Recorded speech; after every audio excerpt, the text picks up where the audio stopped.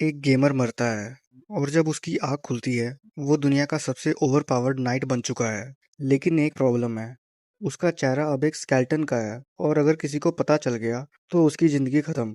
ये कहानी है आर्क की, जो कि एक नॉर्मल सा गेमर था। उसकी लाइफ इतनी बोरिंग थी कि राइटर ने भी उसकी बैक स्टोरी दिखाने की जरूरत ही नहीं समझी। मतलब भाई तुम समझ लो लेवल क्या था। पर एक दिन जब वो अपने गेम कैरेक्टर के रूप में एक अलग दुनिया में जाग उठा तो पहले तो उसने सोचा कि ये कोई सपना है। उसने अपनी स्किल्स चेक की, भाई सब कुछ है। Healing magic, teleportation, over powered sword skills, mythical grade armour. ये बंदा लिटरली वॉकिंग चीट कोड है। पर जब उसने रिवर में अपना चेहरा देखा, भाई वो चिल्ला उठा। उसका फेस एक स्केलेटन का था। हाँ, हड्डियां, खाली आंखों के होल्स, फुल हॉरर शो। जिस गेम कैरेक्टर को उसने बनाया था वो अब वही बन चुका था। अब बोलो, तुम्हारे पास गोट लेवल पावर्स हैं लेकिन चेहरा दिखाया तो लोग तुम्हें अनडेड समझ के मारने आएंगे। क्या करोगे तुम? कमेंट्स में बताओ। आर्क ने सोचा कि बेस्ट प्लान यही है कि वो अपना आर्मर कभी ना उतारे और एक नॉर्मल मर्सेनरी की तरह जिंदगी जीने लगे। तो वो नियरेस्ट टाउन गया। और हाँ भाई, स्केलेटन होके भी उसे भूख लगती है। इस दुनिया के रूल्स ही अलग हैं। उसने मर्सेनरी गिल्ड में रजिस्टर कराया, लाइसेंस लिया और अपनी नॉर्मल लाइफ शुरू कर दी। First encounter bandit attack. एक दिन आर्क दो बोर्स और एक और का शिकार करके वापस आ रहा था। बिल्कुल नॉर्मल सा दिन था, लेकिन रास्ते में उसने देखा कि बैंडिट्स एक नोबल लड़की के कारवां पर हमला कर रहे हैं। उसके गार्ड्स भर चुके हैं और ये गुंडे अब उस लड़की के साथ कुछ गलत करने वाले हैं। और तभी आर्क उनके बॉस के पीछे टेलीपोर्ट होता है। एक ही स्विंग में तीन बैंडिट्स खत्म। बाकी गुंडे देख के भागने लगते हैं, पर आर्क अपना लॉन्ग रेंज अटैक व्यूम स्प्लैश यूज करता है और उन्हें जेल जाने की जरूरत ही नहीं पड़ती क्योंकि वो सीधा ऊपर पहुंच जाते हैं। अब देखो, इतनी पावर्स होने के बावजूद आर्क अपनी आइडेंटिटी रिवील ही नहीं करना चाहता, क्योंकि अगर लोगों को पता चल गया कि एक स्केलेटन इतना पावरफुल है तो उसकी लाइफ में ड्रामा ही ड्रामा होगा। तो वो लो प्रोफाइल रखता है और अपना पहला क्वेस्ट एक्सेप्ट करता है, एक लड़की का बॉडीगार्ड बनना जब वो मेडिकल हर्ब्स कलेक्ट करे। Phonta and टोर्जिला, first real battle. वो लड़की पहले तो आर्क को देखकर ओवरवेल्म हो गई। उसे ऐसा लग रहा था जैसे एक लैम्बोर्गिनी में कैब ड्राइवर बैठ गया हो, पर धीरे धीरे कंफर्टेबल हो गई। आर्क को जंगल में मेडिकल प्लांट्स के बारे में सिखाने लगी। रास्ते में आर्क को एक इंजर्ड नाइन टेल फॉक्स पप मिलती है। पहले तो वो बहुत एग्रेसिव थी, पर जब आर्क ने उसे हील कर दिया अपने मैजिक से, वो सीधा उसका पेट बन गई। आर्क ने उसका नाम रखा पोंटा। और दोस्तों, ये पोंटा आगे चल के बहुत इंपॉर्टेंट रोल प्ले करने वाली है, तो याद रखना। फाइनली जब वो जंगल के सबसे गहरे हिस्से में पहुंचते हैं तो एक क्लिफ से नीचे उन्हें एक वाइट चेरी ब्लॉसम का ट्री दिखता है, पूरा ब्लूम है। लड़की एक्साइटेड होकर नीचे उतरती है और उस ट्री की तरफ भागती है। लेकिन आर्क और पोंटा को कुछ सेंस होता है। एक मॉन्स्टर वहां छुपा हुआ था। ये गॉडजिला का कजन था, टॉर्जिला, 6 पैरों वाला बेसिलिस्क। और उस हेल्पलेस लड़की को देखकर उसने सीधा स्टॉम्प करने की कोशिश की, पर आर्क अपना डायमेंशन वॉक यूज करता है, शॉर्ट रेंज टेलीपोर्टेशन स्किल, और उस लड़की को बचाता है। टॉर्जिला पॉइजन ब्रेथ यूज करता है, आर्क फिर टेलीपोर्ट करता है। क्लॉ अटैक्स, आर्क ब्लॉक करता है। फिर वो मॉन्स्टर अपनी लॉन्ग टंग यूज करता है और मुझे लगता है कि इस मॉन्स्टर की गर्लफ्रेंड बहुत खुश रहती होगी। आर्क सारे अटैक डॉज करता रहता है तो टॉर्जिला को गुस्सा आता है। वो अपना अल्टीमेट अटैक चार्ज करता है, पेट्रिफिकेशन वेव। जो भी लिविंग थिंग उसकी रेंज में था वो पत्थर बन गया। लेकिन आर्क अपना होली शील्ड यूज करता है, जो भी किसी भी स्टेटस इफेक्ट को नलीफाई कर सकता है, और वो खुद को और उस लड़की को बचाता है। पर अब टॉर्जिला और भी ज्यादा गुस्सा है और ज्यादा आर्म्स यूज करके आर्क को प्रेस कर रहा है। नाइट पीछे जा रहा है, लेकिन आर्क अब सीरियस होता है। वो अपनी high level skill judgement use करता है, बसिलिस्क के नीचे एक मैजिक स्किल क्रिएट करता है और ऊपर से एक जाइंट लाइटनिंग स्वॉर्ड समोन करता है, और टॉर्जिला एक ही हिट में खत्म। भाई एक हिट, इतना बड़ा मॉन्स्टर एक हिट में खत्म, ये बंदा अलग ही लेवल पर है। वो लड़की इम्प्रेस्ड है और सोचती है आर्क एक हीरो के तौर पे सेलिब्रेट होगा, पर हमारा बंदा लो प्रोफाइल चाहता है। तो वो लड़की से कहता है कि ये बात सीक्रेट रखना। एक और चीज आर्क नोटिस करता है, टोरजिला के पैर पर एक रेड और ब्लैक रिंग थी जो उसके मरने के कुछ सेकंड के बाद टूट जाती है। ये रिंग बहुत इंपॉर्टेंट है दोस्तों, जरूर याद रखना। वापस जाते वक्त आर्क एक जाइंट बोर को देख के सोचता है आज विलेज वालों को पार्टी देते हैं। वो बोर को हंट करता है, गांव वालों को उसका मीट देता है और लड़की की छोटी बहन उसे एक फ्लावर टियारा गिफ्ट करती है। जब आर्क अपने रूम में जाके अपना रिवॉर्ड देखता है तो उसे रियलाइज होता है कि लाइफ में सिर्फ अपना सिगरेट छुपाने से ज्यादा इंपॉर्टेंट चीजें हैं और जिन्हें हेल्प चाहिए उसके लिए वो कल से और मेहनत करेगा। एल्फ आर्क एरियन का एंट्री। आर्क बैंडिट्स हंट करने का क्वेस्ट लेता है और एक गैंग को उनके हाइडआउट तक चेस करता है। सबको हरा के जब वो अंदर जाता है तो उसे एक ट्रेजर स्टैश मिलता है, पर साथ में दो खाली केजेस भी हैं जिनके सामने फूड बाउल्स रखे हैं। आर्क सोचता है ये क्या सीन है, पर डिसाइड करता है जो अपना काम नहीं है उसमें नाक नहीं डालनी चाहिए। लेकिन जैसे ही वो केव से गोल्ड लेकर बाहर आता है एक हुडेड लड़की उसे सरप्राइज अटैक करती है। आर्क सोचता है ये भी एक बैंडिट होगी और उसकी स्वॉर्ड स्किल्स बहुत अच्छी हैं, ऑलमोस्ट आर्क जितनी फास्ट। लड़ाई के बीच में आर्क नोटिस करता है कि उसके पॉइंटेड ईयर्स हैं। ये वही एल्फ लड़की है जो उसने मार्केट में देखी थी। इस लड़की का नाम है एरियन, एक एल्फ वॉरियर जो अपने लोगों की प्रोटेक्शन के लिए लड़ती थी। कुछ ग्रीडी ह्यूमंस ने एल्फ बच्चों को किडनैप किया है और एरियन उन्हें रेस्क्यू करने आई थी। वो आर्क को भी उन्हीं ह्यूमंस में से एक समझ रही थी। वो उसे गालियां देती है। आर्क एक्सप्लेन करने की कोशिश करता है पर वो सुनती ही नहीं। लेकिन जैसे ही एरियन पोंटा को देखती है वो एकदम से अपना गार्ड डाउन कर देती है। ये स्पिरिट क्रिएचर तुम्हारे साथ क्या कर रही है? आर्क को लगा कि बस उसको पपीज पसंद है, पर एरियन बताती है कि पोंटा एक्चुअली एक स्पिरिट क्रिएचर है जो सिर्फ अच्छे लोगों के पास जाती है। अगर पोंटा उसके इतने करीब है तो इसका मतलब आर्क बुरा इंसान नहीं है। एरियन माफी मांगती है और बताती है कि कैसे बैंडिट्स ने एल्फ को किडनैप किया है। एरियन माफी मांगती है और बताती है कि कैसे बैंडिट्स ने एल्व्स को किडनैप करके स्लेव के तौर पर बेचने का प्लान बनाया था। तब आर्क को समझ आता है कि केव में वो केजेस किस लिए थे। एरियन आर्क की हेल्प रिफ्यूज कर देती है और बिना नाम भी एक्सचेंज किए चली जाती है। और आर्क के अंदर का गेमर कहता है भाई ये तो इवेंट है, ब्यूटीफुल गर्ल्स की हेल्प करो, पार्टी में रिक्रूट करो। Elf children rescue. अगले दिन आर्क डायमेंशन वॉक से डेंस फॉरेस्ट में टेलीपोर्ट करता है जहाँ एल्व्स रहते हैं और वहाँ उसे ह्यूमन वॉइसेस सुनाई देती हैं। एक गैंग एल्फ बच्चों को किडनैप कर रहा था और उनका लीडर था एक बिगड़ा हुआ अमीर लड़का युडान। उन्होंने 4 एल्व्स को कैप्चर किया था और जब एक एल्फ ने उडान को घूर के देखा उसने उसे टॉर्चर किया, गिड़गिड़ाने पर मजबूर किया और फिर स्टैब कर दिया। आर्क ने काफी कुछ देख लिया था। वो गुस्से से उबल रहा था कि ये लोग एल्व्स को इंसानों से भी नीचे ट्रीट कर रहे हैं। पर जब वो आगे बढ़ने की वाला था एरियन कहीं से कूदकर 2 बैंडिट्स को एक ही वार में खत्म कर देती है। एक बैंडिट उड़ान को बताता है कि ये डार्क एल्फ है और अगर पकड़ ली तो बहुत पैसे मिलेंगे। उड़ान अपने आदमियों को ऑर्डर देता है उसे पकड़ने के लिए। एरियन अपने रास्ते में आने वाले हर बैंडिट्स को काटती जाती है पर उड़ान चिल्लाता है रुक, अगर तू और आगे बढ़ी तो ये बच्चे मारे जाएंगे। बच्चों को होस्टेज देख के एरियन कुछ नहीं कर पाती। बैंडिट्स उसके साथ बदतमीजी करने लगते हैं और तभी हीरो एंट्री। आर्क यूडान के पीछे अपीयर होता है, उसे एक WWE मूव से उठा के ट्री में स्लैम करता है। एरियन अब फ्री है और अब बाकी बैंडिट्स को डबल रेज के साथ खत्म करती है। बच्चों के केज का लॉक नहीं खुल रहा। एरियन आर्क की हेल्प लेने से मना करती है, अभी अभी एरोगेंट है। पर आर्क कहता है कि बच्चों की सेफ्टी तेरी पर्सनल प्रॉब्लम से ज्यादा इम्पोर्टेंट है और वो अपने नंगे हाथों से लॉक तोड़ देता है। बच्चे डर के एरियन के पास भाग जाते हैं और तब एरियन देखती है कि उन बच्चों को माना ईटर कॉलर्स पहनाए गए हैं जो उनकी स्पिरिट मैजिक को ब्लॉक करते हैं, इसलिए कोई भी बच्चा एस्केप नहीं कर पाया।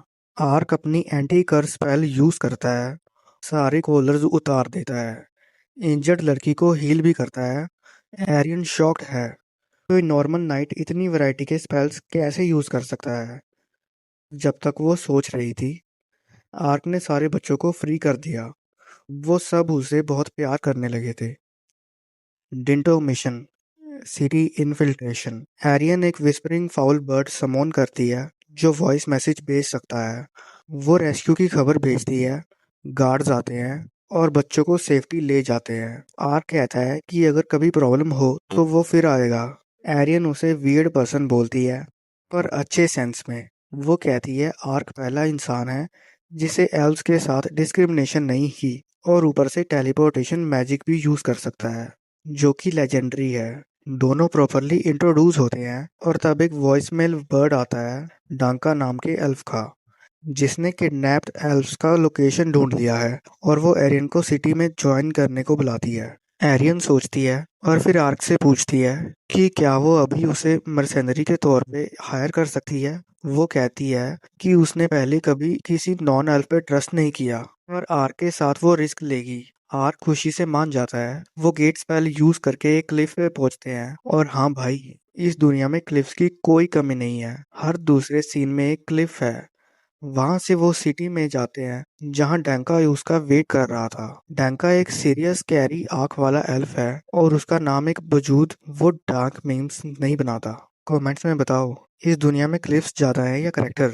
डंका आर्क को बिल्कुल टेंशन नहीं देता। रेस्टोरेंट में प्लान डिस्कस करते वक्त आर्क को पता चलता है कि दोनों एल्व्स का लास्ट नाम मैपल है, जो उनके सिटीज का नाम है। कनाडा फॉरेस्ट में तो क्या आइस हॉकी एल्व्स का नेशनल स्पोर्ट है? रात को ये तीन लोग उस लोकेशन पे पहुंचते हैं जहां किडनैप्ड एल्व्स हैं, लेकिन उन्हें पता नहीं कि निंजा उन्हें फॉलो कर रही है। गार्ड्स को पार करके आर्क उन्हें डायमेंशन वॉक से फर्स्ट फ्लोर के टेलीपोर्ट कर देता है। एरियन विंडो से अंदर जाने की कोशिश करती है और उसको मतलब कुछ चीजें टाइट स्पेसेस में डिसएडवांटेज होती हैं, तो वो फंस जाती है। जब वो किसी तरह से स्क्वीज होके अंदर जाती है, आर्क और डैंका सिंपली टेलीपोर्ट कर लेते हैं और एरियन बहुत एम्बैरेस्ड है।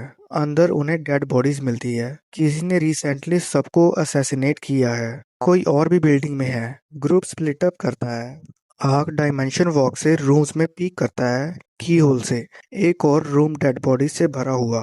तभी किसी ने उस पे निंजा नाइफ्स फेंकी। एक छोटी सी निंजा उसे अटैक करती है। फास्ट फुटवर्क, स्विफ्ट स्ट्राइक्स, पर आर्क सब ब्लॉक कर लेता है और तब उसे दिखता है इस निंजा के कैट ईयर्स और टेल है। भाई, आर्क का इनर वेब पागल हो गया। रियल लाइफ में एक फ्यूरी निंजा मिल गई। निंजा लड़की पोंटा को देके माफी मांगती है और बताती है कि किडनैप्ड एल्व्स बेसमेंट में है। वो आर्क को कुछ इंपॉर्टेंट डॉक्यूमेंट्स भी देती है और वैनिश हो जाती है।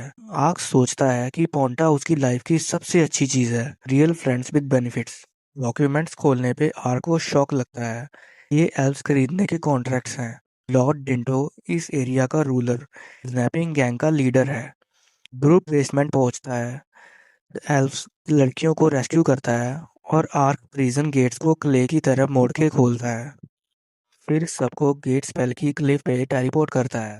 अब बची हैं दो और एल्व्स जो लॉर्ड डिंटो के मेंशन में है। डांका बच्चों को विलेज ले जाता है और आर्क और डेरियन मेंशन में टेलीपोर्ट करते हैं। गार्ड बेल्ट तोड़ने के चक्कर में स्नेकिंग का प्लान फेल हो जाता है, लेकिन आर्क नाइट स्टैचूज के बीच छुप के गार्ड्स को बेवकूफ बना देता है। ये गार्ड्स डोरा दी एक्सप्लोरर से भी ज्यादा ब्लाइंड थे। लॉर्ड डिंटो, उड़ान का बाप, एल्व्स के साथ नॉटी टाइम स्पेंड कर रहा था जब आर्क और एरियन धमाकेदार एंट्री करते हैं। उड़ान देकर भागने लगता है। डिंटो ट्रेसपैसर्स को रोकने की कोशिश करता है, पर एरियन उसी आदमी की सबसे कमजोर जगह पे किक मारती है और एल्व्स को बचाती है। आर्क एक हिडन रूम ढूंढ लेता है दीवार तोड़ के।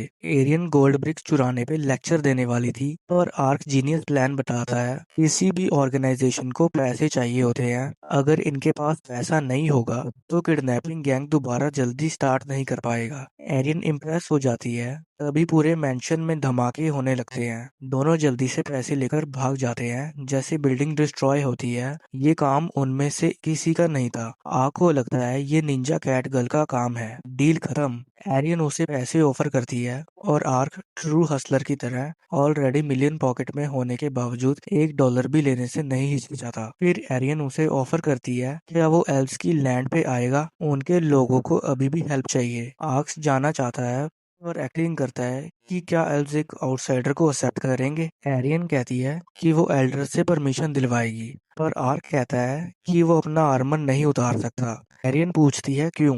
वो एक टेंशन बिल्ड करता है कि शायद तुम मुझे मॉन्स्टर समझो अगर देख लिया तो। जब वो प्रॉमिस करती है कि कुछ नहीं सोचेगी, आर्क अपना हेलमेट उतारता है तो एक स्केल्टन है। एरियन शॉक्ड है और वो कंफर्म करती है कि आर्क अनडेड नहीं है। अगर होता तो उसकी स्पिरिट को रप्टेड होती या लाइट मैजिक यूज नहीं कर पाता। ओंटा उसके पास नहीं आती। वो कहती है कि वो आर्क को जैसा है वैसा एक्सेप्ट करेगी। एल्फ का सीक्रेट सेफ रखेंगे और एल्फ के पास शायद कुछ क्लू हो अगर ये सच में कर्स है। Elf village. Training and secrets. दोनों डेंस फॉरेस्ट से होते हुए एल्फ सिटी की तरफ जाते हैं। Over excited arc dimension walk try करता है और एक और क्लिफ से गिर जाता है रिवर के पास। भाई इस बंदे का क्लिफ्स के साथ क्या रिश्ता है। वहां रेस्ट करते वक्त एरियन वॉइसमेल भेजती है अपने लोगों को। वो भूखी है तो आग हंट करने जाता है और जब वापस आता है तो देखता है कि नॉर्मली सीरियस एरियन पोंटा के साथ कडल कर रही है और आर्क उसे छेड़ने का मौका नहीं छोड़ता। कुछ दिनों बाद वो एल्फ सिटी पहुंचते हैं। जाइंट आयरन गेट देख के आर्क का मुंह खुला रह जाता है। एरियन अंदर जाती है परमिशंस लेने और आर्क बाहर वेट करता है। बहुत लंबा वेट। वो पोंटा के साथ खेलता है, स्वॉर्ड्समैनशिप प्रैक्टिस करता है, एक्सरसाइज करता है, नैप भी ले लेता है और तब जाके एरियन वापस आती है परमिशन लेकर। अंदर जाके आर्क देखता है कि एल्फ टाउन फार्मिंग विलेज जैसा है और उनके जाइंट पोर्ट जैसे घर किसी डिजाइनर ने बनाए हैं। टाउन के सेंटर में एक जाइंट ट्री है जो एल्डर का घर और ऑफिस दोनों है। एरियन आर्क को एल्डर डिलीन और उसकी वाइफ ग्लेनिस से मिलवाती है और आर्क का बहुत अच्छे से स्वागत करते हैं और उनकी बेटी का ख्याल रखने के लिए शुक्रिया अदा करते हैं। तब जाके आर्क को पता चलता है कि एरियन एल्डर की बेटी है और उसने ये बात कभी बताई नहीं। ग्लेनिस कहती है कि वो अब 170 साल की है जबकि एक्चुअली 240 से ज्यादा है। ये हैबिट एरियन को इरिटेट करती है। आर्क शॉक्ड है कि एल्फ सच में इतनी लंबी लाइफ जीते हैं क्योंकि ग्लेनिस 30 से ज्यादा की नहीं दिखती। बिजनेस की बातें होने के बाद ग्लेनिस खाना लाती है और आर्क नर्वस है कि क्या करे।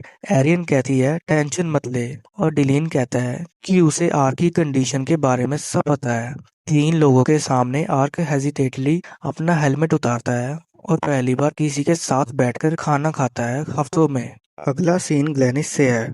वो आर्क को स्पैरिंग के लिए बुलाती है। आर्क सोचता है कि ये हाउसवाइफ उसे क्या लड़ेगी, पर ग्लेनिस कहती है उसी ने एरियन को स्वॉर्ड स्किल सिखाई है और वो एक डार्क एल्फ है जिनके पास इंसेन फिजिकल एबिलिटीज होती हैं। स्पेयरिंग शुरू होती है और ग्लेनिस आर्क को पीट देती है। फास्ट अटैक्स, पीछे से ट्रिप, जमीन पे गिरा के ब्लेड पॉइंट करना। वो कहती है तेरा मूवमेंट इमेच्योर का है और टिप्स देती है। राउंड 2 ग्लेनिस फिर जीती है। 100 बार वो आर्क को हराती है। हर बार वो उठता है और फिर से फेस करता है। आखिरी बार आर्क सोचता है कि डायमेंशन वॉक से सरप्राइज करूंगा।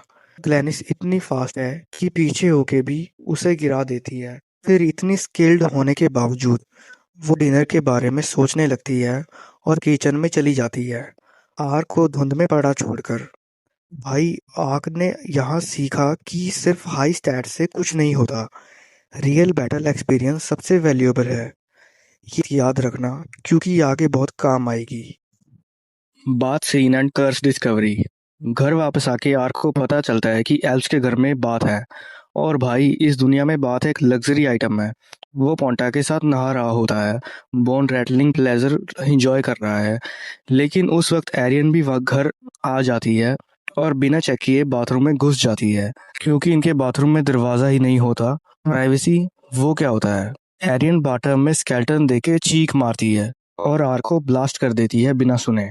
डिनर टेबल पर दोनों एम्बैरेस्ड हैं, पर आके लिए तो कोई फर्क ही नहीं पड़ना चाहिए। उसके पास छुपाने के लिए कुछ है ही नहीं। कमेंट्स में बताओ प्राइवेसी का कॉन्सेप्ट एल्व्स के लिए नहीं बना। एग्री या डिसएग्री। फिर डेलियन आर्क से इम्पोर्टेंट बात करता है। एल्डर्स उसे हायर करना चाहते हैं एरियन की हेल्प के लिए, किडनैप्ड एल्व्स रेस्क्यू करने के लिए, और पेमेंट में क्योंकि आर्क ऑलरेडी अमीर है वो उसे इंफॉर्मेशन देंगे जो उसके कर्ज को तोड़ सकती है। डिलियन बताता है कि लॉर्ड्स क्राउन के पास एक हॉट स्प्रिंग है जो सब कर्सेस को तोड़ देता है। लॉर्ड्स क्राउन एक रेयर ट्री है जो वहां उगता है जहां ड्रैगन लॉर्ड रहता है और उसके आसपास बहुत सारी स्पिरिट्स रहती हैं, पर अंदर जाना बहुत डेंजरस है। अगर स्पिरिट्स डिस्टर्ब हुई तो ड्रैगन लॉर्ड जाग जाएगा। रात को आग बेड पर बैठा सोच रहा होता है क्या वो सच में कर्स्ड है। उसकी गेम कैरेक्टर की बैक स्टोरी तो उसने खुद लिखी थी रैंडमली, पर अगर कर्स है तो वो एंटी कर्स स्पेल ट्राई करता है अपने हाथ पे और हाँ, उसका हाथ ह्यूमन हैंड में बदल जाता है। पर 5 सेकंड बाद वापस स्केल्टन। वो बार बार ट्राई करता है क्योंकि रात को उसे अपना राइट हैंड चाहिए। मतलब हाँ, वही समझो। पूरी रात कास्ट करने के बाद सेम रिजल्ट। कर्स एक टॉक्सिक एक्स की तरह है, कितनी बार भी हटाओ वापिस आ जाता है। Haunted walls and the princess. अगले दिन आर्क और आर्यन सुबह सुबह रोडन किंगडम की कैपिटल के लिए निकल पड़ते हैं। रास्ते में आर्क सिर्फ रात की बात सोच रहा है। उसने कंफर्म कर लिया है कि वो कर्स की वजह से स्केल्टन है और ये कर्स वापस आता रहता है। फॉरेस्ट के पास एक वेटरेस उन्हें वार्न करती है कि जंगल में हॉन्टेड वॉल्स आ गए हैं जो लोगों पे हमला कर रहे हैं। एरियन हॉन्टेड वॉल्स सुन के सीरियस हो जाती है। आर्क पूछता है क्यों। एरियन बताती है कि हॉन्टेड वॉल्स की टेल फर से 11 ट्रेडिशन में ब्राइडल वेल्स बनती हैं और उसकी बहन की शादी आ रही है, तो basically deadly monster equal wedding shopping.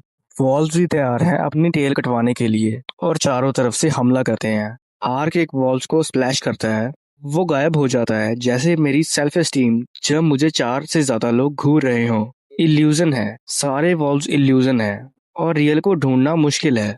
Arc overwhelm हो रहा है पर एरिन कंट्रोल में है। वो फायर बॉल से एक इल्यूजन गिराती है, अर्थ स्पाइक से एक रियल वॉल पकड़ती है। आर्क को फिर याद आता है कि उसके पास हाई स्टैट्स है, रियल बैटल एक्सपीरियंस नहीं है। वॉल्स के काटने से उसके आर्मर पर एक स्क्रैच भी नहीं आता। आर्क डिसाइड करता है कि बॉस को खत्म करो तो सब खत्म। बॉस क्लिफ पे है। सरप्राइज सरप्राइज, एक और क्लिफ। और डायमेंशन वॉक पे पीछे जाता है पर वॉल्फ बॉस डॉज कर लेता है। आर को दिखता है बॉस के पैर पे वही रेड और ब्लैक रिंग है जो टॉर्जिला पे थी। आर्क एक टेस्ट करता है। वो स्टिल खड़ा रहता है और बॉस को अटैक करने देता है। जैसे ही वॉल्फ बाइट करता है, आर्क फायर अटैक से फिर स्वॉर्ड स्विंग करता है पर सिर्फ रिंग को कट करता है। रिंग टूटने के साथ ही बॉस अपने होश में आ जाता है। वो हाउल करता है, अपनी पैक को वापस बुलाता है और सब भाग जाते हैं। रिंग गलत हो गई थी। गॉडजिला भी रिंग की वजह से पागल था। कोई है जो रिंग्स मॉन्स्टर पे डाल रहा है, और वो कौन है? रिंग की बात छोड़ो। एरियन आग से कहती है थोड़ा रुको जब तक मैं वॉल्स की टेल फर कलेक्ट करती हूँ बहन की शादी के लिए। जब आर्क एरिन का वेट कर रहा है, फोन्टा कुछ नोटिस करके भाग जाती है। आर्क उसे फॉलो करता है फॉरेस्ट में। उस वक्त एक कैरेज रोड से गुजर रही है जिसमें रोडन किंगडम की प्रिंसेस यूराना है जो एल्फ से मिलने डिप्लोमेटिक मिशन पे जा रही थी। यूराना को पता है कि उसका बड़ा भाई डकारेज स्लेव ट्रेड में इन्वॉल्व है और ईस्टर्न होली एम्पायर उसे सपोर्ट करता है। उसका बड़ा भाई सेथ भी थ्रोन चाहता है और वेस्टर्न एम्पायर से सपोर्ट ले रहा है। दोनों भाइयों की पावर स्ट्रगल में प्रिंसेस अपनी सेफ्टी के लिए वरिड है और वो जिंक्स कर लेती है। उम्मीद है सब ठीक रहेगा और तुरंत उसके कैरेज पे असैसिन्स हमला करते हैं। सारे गार्ड्स मारे जाते हैं। मेड प्रिंसेस को बचाने के लिए अटैकर पर डैगर लेकर कूदती है पर अटैकर उसे काट देता है। फिर वो प्रिंसेस के दिल में स्वॉर्ड घोंप देता है। Game over. एक सोल्जर भी कॉन्स्पिरेसी में शामिल था। असैसिन्स लाफ करते हैं कि इस मिशन के बाद वो अमीर हो जाएंगे। तभी पोंटा उनके फेस पे कूदती है। सोल्जर सोचते हैं ये छोटी सी चीज को मार दूंगा पर आर्क उसके पीछे अपीयर होता है और उसका हाथ इतना जोर से पकड़ता है कि हड्डियों के टूटने की आवाज सबको सुनाई देती है। आर्क सोल्जर को फेंकता है और इंजर्ड लड़की को देखता है। अटैकर्स फायर और स्टोन बुलेट्स चलाते हैं पर आर्क को कुछ फील ही नहीं होता। वो सोच रहा है कि क्या उसे उस लड़की को रिवाइव करना चाहिए। गेम में तो गुड डीड होता पर रियलिटी में डेड पर्सन को जिंदा करना रिस्की है। तब हॉन्टेड वॉल्फ बॉस अपने पैक के साथ आता है और असैसन्स पे हमला करता है। वो आकर शुक्रिया अदा कर रहा है रिंग से बचाने के लिए। वॉल्फ्स और आर्क मिलके सारे असैसन्स को खत्म करते हैं। अब कोई देखने वाला नहीं है तो आर्क अपनी super high level skill regeneration use करता है और प्रिंसेस को जिंदा कर देता है। हाँ भाई, तुमने सही सुना, ये बंदा डेड लोगों को जिंदा कर सकता है। इस लेवल का ओवर पावर्ड है हमारा हीरो। आर्क मेड और कुछ सोल्जर्स को भी हील करता है। प्रिंसेस एक पल के लिए आंखें खोलती है, सोचती है कि उसके सामने कोई एंजल खड़ा है और फिर बेहोश हो जाती है। बाद में जब वो उठती है उसे समझ नहीं आता कि वो जिंदा कैसे है। उसकी खून से भरे कपड़े प्रूफ हैं कि वो मर चुकी थी। वो इसे गॉड का मिरेकल मानती है। अपने सोल्जर्स को पैप टॉक देती है और बोलती है कि ये डिवाइन सिग्नल है कि उनका मिशन कंप्लीट होना ही चाहिए। आर्क ये सब बुशिस से देख रहा है और रियलाइज करता है कि उसने शायद हिस्ट्री बदल दी। वापस जाके एरियन से मिलता है और बस कहता है कुछ खास नहीं हुआ। कैपिटल सिटी के मार्केट प्लेस में एक आदमी सीधा आर्क पे फेंकता है। आंख देखता है एक छोटी लड़की बहुत सारे आदमियों से घिरी है। वो एक ही आंख भोंकती है, बाकियों को टोट करती है, सब एक साथ आओ। आर्क सोचता है हेल्प करूंगा पर एरियन कहती है जरूरत नहीं है, और सही कहा, वो लड़की सबको उड़ा देती है। तो वो लड़की आग को देख के पोलाइटली ग्रीट करती है, और आग को याद आता है ये तो वही निंजा कैट गर्ल है डिंटो मिशन से। वो अपना इंट्रोडक्शन देती है। Chiyomi of the Jinshin clan, top 6 ninjas में से एक। प्राइवेट रूम में चियोमी सीधा पॉइंट पे आती है। वो पूछती है आर को निंजा वर्ड कैसे पता। आर कहता है कि उनके देश में भी स्पाइस को निंजा बोलते हैं। चियोमी सोचती है कि आर्क भी वही देश से है जहां उनके ग्रेट ग्रेट फाउंडर 600 साल पहले आए थे। आर्क को रियलाइज होता है कि निंजास का फाउंडर भी जापान से था, वो भी इसी गाइड हो गया था इस दुनिया में। चियोमी बताती है कि बीस्टमैन को भी एल्व्स की तरह किडनैप करके स्लेव के तौर पर बेचा जा रहा है। निंजास एक बड़ा ऑपरेशन प्लान कर रहे हैं जिसमें एक्स्ट्रा पावर चाहिए। एरियन को सॉलिडरिटी फील होती है, वो भी अपने लोगों को बचाने के लिए लड़ती है। तो वो चियोमी की हेल्प करने एग्री करती है। चियोमी उन्हें प्लान बताती है। किंगडम का सबसे बड़ा स्लेव मार्केट एक वेल गार्डेड फोर्ट्रेस है। प्लान है आर्क और गोमोन एक माउंटेन साइज्ड मस्कुलर निंजा सामने से फ्लैशी अटैक करेंगे, जबकि एरियन और चियोमी पीछे से स्नीक करके प्रिजनर्स को फ्री करेंगे।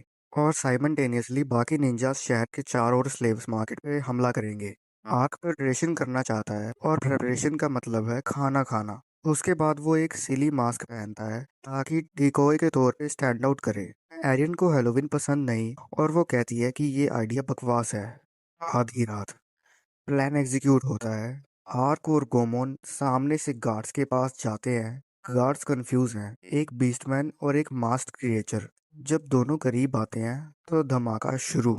गोमोन अर्थ स्टाइल निंजुत्सु यूज करके अपने शोल्डर पे रॉक स्पाइक्स क्रिएट करता है और दरवाजा उड़ा देता है आर्क की हेल्प से। सोल्जर्स बाहर आते हैं। आर्क उन्हें गुड्डियों की तरह पंच करके उड़ाता है। गोमोन अपना बॉडी स्टील में कन्वर्ट करता है। सोल्जर्स के वेपन टूट जाते हैं। फिर दोनों में कंपटीशन शुरू हो जाता है। आर्क रॉक कैनन यूज करता है, गोमोन रॉक स्पीयर स्ट्राइक। और जब दोनों की अर्थ मैजिक कंबाइन होती है, बूस्टिंग इफेक्ट, स्पाइक्स हर जगह फूट फूट पड़ते हैं और पूरा एरिया तबाह हो जाता है, और दोनों खुद ही रबल में दब जाते हैं। जब दो कॉम्पिटिटिव लड़के मिलते हैं तो यही होता है, पहले दुश्मनों को मारते हैं फिर खुद को। Classic boys behaviour. पीछे की तरफ एरियन, पोंटा और शियोमी अंदर घुस जाते हैं। शियोमी वाटर निंजुत्सु से वॉल्स बना के सोल्जर्स को मारती है। एरियन फायर स्वॉर्ड से बाकियों को जलाती है। बेसमेंट में बीस्टमैन चैन्स में कैद है। जब शियोमी कहती है मैं जिनशिन क्लैन से हूँ, तो सब एकदम होपफुल हो जाते हैं। एक सेल है जिसमें से बदबू आ रही है। शियोमी अंदर जाती है और उसे अपने मरे हुए रिश्तेदारों का धड़ मिलता है। इंजर्ड और बीमार लोगों को बेच नहीं सकते थे, तो उन्हें मरने के लिए छोड़ दिया। सब रोते हैं। आर्क भी गुस्से में है, पर पहले सर्वाइवर्स को यहाँ से निकालना जरूरी है। गेट स्पेल से सबको इवैक्यूएट करते हैं। Mission successful. बाकी लोकेशंस पे भी आर्क वापस जाता है फोर्ट्रेस खत्म करने। गोमोन सेवरली इंजर्ड है और अभी भी लड़ रहा है। दोनों मिलकर रॉक फैंग और अर्थ स्पीयर कॉम्बो से पूरी स्लेव मार्केट तबाह कर देते हैं और उसे आग लगा देते हैं। दोस्त बॉडीज की चिता जलाते हैं। स्पिरिट्स फ्री होके आसमान में जाती हैं, और शियोमी कसम खाती है कि वो इतनी स्ट्रांग बनेगी कि कोई और ऐसे ना मरे। मिशन खत्म। आर्क और गोमोन फिर से रेसलिंग करते हैं, क्योंकि लड़कों में दोस्ती ऐसी ही होती है। The hydra, nation destroying monster. अगले दिन ग्रुप बोट राइड पे निंजा से इंफॉर्मेशन लेती है। किडनैप्ड एल्व्स को holy empire of the east ले जाया गया है। ये नाम सुन के एरियन सीरियस हो जाती है, क्योंकि वहाँ एल्व्स को कैप्चर करके बेचना लीगल है। रास्ते में डेजर्ट में एक मैसिव वाइब्रॉन फ्लॉक आसमान कवर कर रही है। आर्क फैंटेसी फिट में है और एरियन कंफ्यूज्ड है, क्योंकि वाइब्रॉन्स इतने बड़े ग्रुप में नहीं होते। आर कहता है कोई बात नहीं, मैं डिस्पर्स कर देता हूँ। बिना प्लान एक्सप्लेन किए वो क्लिफ से कूदता है, ग्राउंड ब्रेकिंग लैंडिंग करता है और लाइटनिंग डैम्पर यूज करता है। डार्क क्लाउड्स आसमान में आते हैं, लाइटनिंग बोल्ट्स वाइब्रेंस पे गिरते हैं और एरियन और बाकियों पे भी फ्रेंडली फायर लग जाता है। वो जब टेलीपोर्ट करके वापस आता है, सब टूटी फूटी हालत में है, और एक ग्रीन हेयर्ड ग्लासेस वाला एल्फ कैरी नाम का बायोलॉजिस्ट नोट्स ले रहा है उनके बारे में। हैरी 10 साल से ह्यूमंस के साथ रहता है और सबसे दोस्त है। एरियन को बिलीव नहीं होता। Harry Martin Luther king junior जैसा स्पीच देता है कि ह्यूमंस और एल्व्स एक साथ रह सकते हैं। वो आग से कहता है उसे एक मॉन्स्टर स्पेसिमेन चाहिए जो मुश्किल है कैच करना। वार्ड में वो डिटेल्ड मैप और मैजिकल क्रिएचर्स की रिसर्च बुक देगा। इनमें एरियन सोच रही है ह्यूमंस के बारे में जब आर्क एक बैरियल खोल के उसे ड्रिंक ऑफर करता है। एरियन कॉम्पिटेटिव मोड में आकर ग्लास एक ही घूंट में पीती है। उसके ईयर्स ट्विच होने लगते हैं बिना उसे पता चले।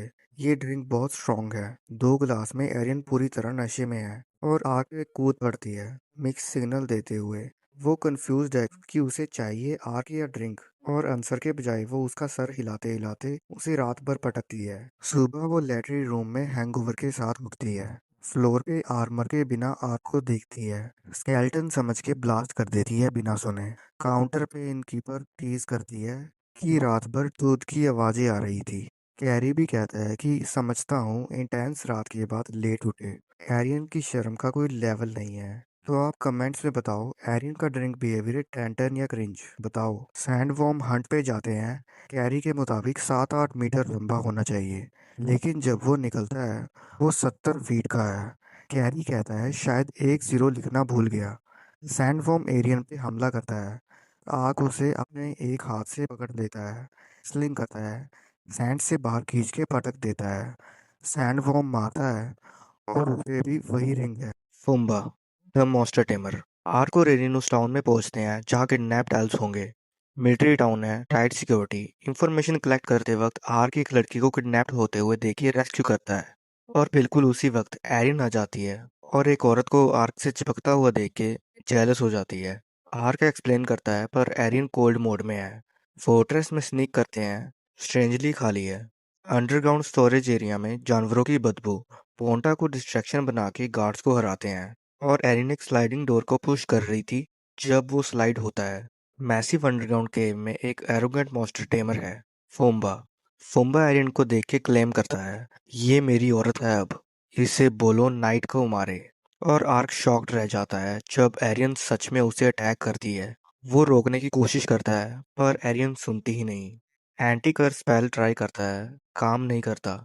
एरिन के कॉन्शियसनेस को हाईजैक किया गया है। उसके सपने में उसकी बहन है जो कह रही है कि तू कमजोर है, ट्रेन करो। वो सपने में लड़ती है, रियलिटी में आग से लड़ती है। पर तब आग को शैडो में 2 आंखें दिखाई देती हैं। एक इम्प है जो पावरफुल इल्यूजन्स यूज करती है। पोंटा कूद के इम्प को एरियन की हुड से बाहर निकालती है।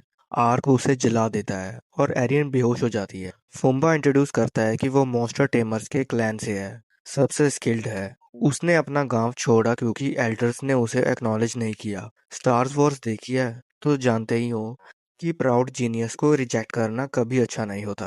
आर के हाथों में रिंग्स देख के कंफर्म हो जाता है फुम्बा ही कल्प्रेट है टॉर्जिला वॉल्स और सैंडवॉर्म के पीछे। फुम्बा अपना जाइंट वाइट टाइगर समॉन यूज करता है पर पहले आर्क एक सवाल पूछता है, 4 महीने पहले जो किडनैप्ड एल्व्स यहाँ लाए गए थे उनका क्या हुआ?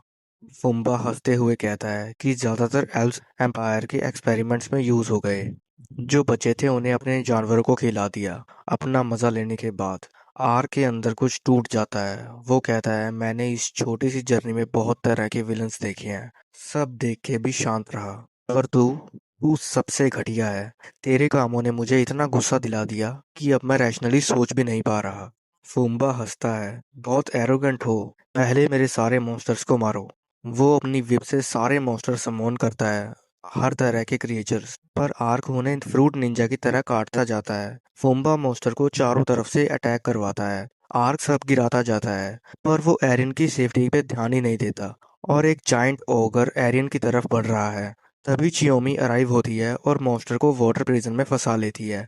गोमन और बाकी निंजास ने बाकी सारे मॉन्स्टर्स को ऑलरेडी हैंडल कर लिया है। आर्क पूछता है, चियोमी तुम यहाँ कैसे? वो कहती है कि एरियन को उसने सब बताया था, जो एरियन ने जेलिसी की वजह से आर्क को नहीं बताया। तभी एक मैसिव अर्थक्वेक आता है। फुम्बा हंसते हुए कहता है कि उसका ट्रम्प कार्ड जाग गया है क्योंकि उसे डिनर लेट मिली। कासल की दीवार फटती है और धुआं और मिट्टी के पीछे से निकलता है hydra, 5 headed nation destroying water element का मास्टर, सुपर रीजनरेशन एबिलिटी वाला मिथिकल बीस्ट। और उसके पांचों हेड्स पे वही रेड ब्लैक रिंग्स हैं। नोमी कहती है रिट्रीट करो, पर हाइड्रा उन्हें देख लेता है और हाइड्रोब्लास्ट से उनका क्लिफ पूरा तबाह कर देता है। फुम्बा सोचता है सब मर गए। वो पागलों की तरह हंसता है, ये है मेरी असली ताकत। गांव के असली एल्डर्स कहते थे कि मैं कमजोर हूँ, अब देखो। वो हाइड्रा को ऑर्डर देता है शहर को खाने जाए, पर आर्क और ग्रुप जिंदा है शील्ड की वजह से, और एरियन डार्क मोड में है, डार्क ओरा से कवर्ड। वो गुस्से से बोल रही है कि जब फुम्बा उसे कंट्रोल कर रहा था वो बेहोश नहीं थी। उसने सब सुना जो फुम्बा ने उसके लोगों के बारे में कहा, और अब वो उसे दर्द और पछतावा भरने वाली है। एरियन और चियोमी फुम्बा की तरफ भागती है। एरियन फायर बोल्ट से सरप्राइज अटैक करती है। फुम्बा कहता है तू कमजोर है, मेरे पास हाइड्रा है। एरियन कहती है हाइड्रा स्ट्रांग है पर तू कमजोर है, तू हाइड्रा के पीछे छुपके अपनी कमजोरी छुपाता है। ये वही वर्ड्स हैं जो उसके गांव के एल्डर्स ने कहा था। फुम्बा स्नैप करता है, चियोमी उसके पीछे पे नाइफ फेंकती है और उसका टैटू काट देती है। बताती है कि मॉन्स्टर्स को कंट्रोल करने के लिए ये कर्स्ड मार्किंग्स जरूरी थी। अब फुम्बा कुछ कंट्रोल नहीं कर सकता, हाइड्रा अब आज़ाद है। फुम्बा डरता है, अपोलोजाइज करता है, पर एरिन कहती है मुझे तेरी माफ़ी नहीं चाहिए, जिन्हें तूने मारा उनसे मिलके उन्हें दे देना। और वो अपना सबसे पावरफुल स्पेल यूज करके फुम्बा को ब्लू फ्लेम्स में जला देती है, जब तक उसकी राख भी नहीं बचती। भाई, एरियन ने लिटरली इसको एग्जिस्टेंस से डिलीट कर दिया। क्या सेवेज डायलॉग था यार। कमेंट्स में बताओ, एरियन का डायलॉग उनसे मिलके उन्हें दे देना एनिमे हिस्ट्री के बेस्ट विलन डेथ्स में काउंट होना चाहिए। कमेंट्स में बताओ। Arc versus hydra, the final battle. दूसरी तरफ हाइड्रा जंगल में ट्रीज को घास की तरह कुचलता हुआ शहर की तरफ बढ़ रहा है। वो हाइड्रोब्लास्ट शहर पे चलाने वाला है जब आर्क वेवरन स्प्लैश से रोकता है, पर हाइड्रा पे कोई असर ही नहीं होता। सारे हेड्स आर्क की तरफ घूमते हैं। हाइड्रा ट्रेमेंडस फोर्स से काटने की कोशिश करता है। आर्क डॉज करता है, शील्ड बैश से उसे डिसबैलेंस करता है, एयर में टेलीपोर्ट करके एक नेक पे WWE मूव लगाता है, पर मॉन्स्टर पे कोई डैमेज नहीं। तीन हेड्स हाइड्रोब्लास्ट चार्ज करते हैं। आर्क डायमेंशन वॉक से डॉज करता है, पर एक हेड उसे काट लेता है। बाकी तीन हेड्स हाइड्रोब्लास्ट चार्ज करते हैं। वो एक हेड को सेक्रीफाइस करके आर्क को पक्का मारने की स्ट्रेटजी यूज कर रहे हैं, पर आर्क का शील्ड उसे बचाता है और हाइड्रा एक हेड खो देता है। आर्क अपनी ultimate skill judgement full power से यूज करता है। आसमान से जाइंट लाइटनिंग स्वॉर्ड गिर के तीन हेड्स काट देता है। एक हेड बचा है, पर हाइड्रा रीजनरेट करने लगता है बबलगम फॉर्म से। मिथिकल बीस्ट है, एक्सपेक्टेड था। तो आर्क क्लिफ पे जाता है, हर बार क्लिफ, और डिसाइड करता है एक ऐसी मैजिक यूज करनी होगी जो उसने कभी ट्राई नहीं की। बहुत पावरफुल, बहुत एग्जॉस्टिंग, और सिर्फ थोड़ी देर के लिए यूज हो सकती है। आर्क एक जाइंट मैजिक सर्कल क्रिएट करता है और अपनी पूरी पावर से समोन करता है इनफर्नल डीमन इफ्रिट। एक विशाल फायर डीमन निकलता है। हाइड्रा पूरी तरह हील होके देखता है कि उसके सामने उसी के साइज का एक ओपोनेंट है। दोनों एक दूसरे की तरफ भागते हैं। इफ्रिट हाइड्रा के हेड्स को अपने नंगे हाथों से तोड़ता है, जॉ क्रश करता है। जब हाइड्रा हाइड्रोब्लास्ट ट्राई करता है, पंच, बाइट, डोमिनेशन। हाइड्रा फुम्बा के कंट्रोल से आजाद है और समझ जाता है कि वो हार रहा है। भागने लगता है, पर आर्क आसमान से कूदता है, हाइड्रा को पूंछ से पकड़ता है, घुमाता है और आसमान में फेंकता है। फिर इफ्रिट को कमांड करता है फ्लेम हेल और एक जाइंट फायर पिलर एक साथ जो आधी दुनिया से दिखाई देता है। हाइड्रा जल के कुछ भी नहीं बचता। भाई, ये सीन मैंने बहुत सारी एनीमे देखी है, पर हाइड्रा को टेल से पकड़ के आसमान में फेंकना, फिर इफ्रिट से जलाना, ये तो गूजबम्स वाला मोमेंट है। Resolution, a new dawn. Ariane और चियोमी दो जायंट मॉन्स्टर्स की लड़ाई देख के शॉक्ड हैं। जब सूरज उगता है, आर्क वापस आता है और कहता है वो ग्लैड है कि सब सेफ हैं। वो पूछता है फायर डीमन क्या था।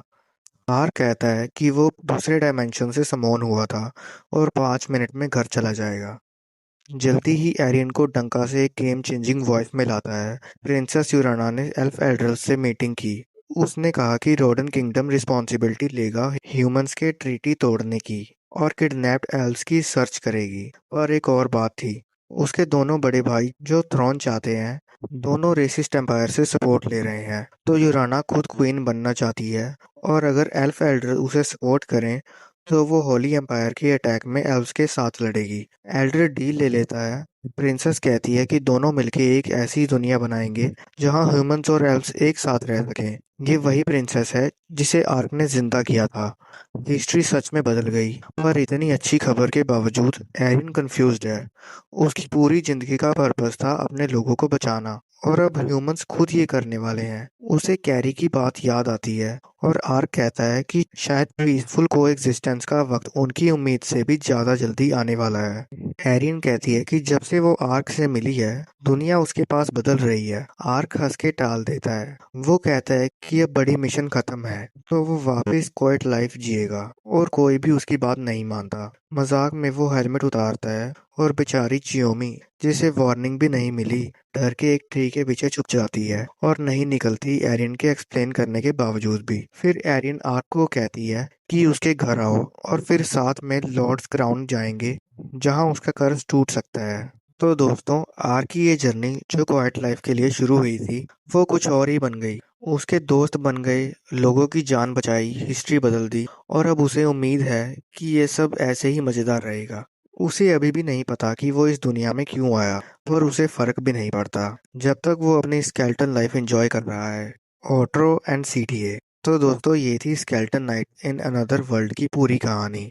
अगर तुम्हें ये वीडियो पसंद आई तो लाइक कर दो, ज़्यादा कुछ नहीं चाहिए। और अगर तुम चाहते हो कि ऐसे और एनिमे एक्सप्लेन करूं हिंदी में, तो चैनल सब्सक्राइब कर लो ताकि कोई भी वीडियो मिस ना हो।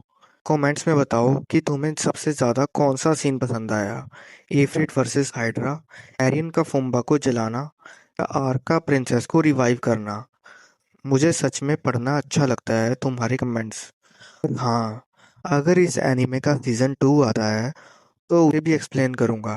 तब तक के लिए सायोनारा।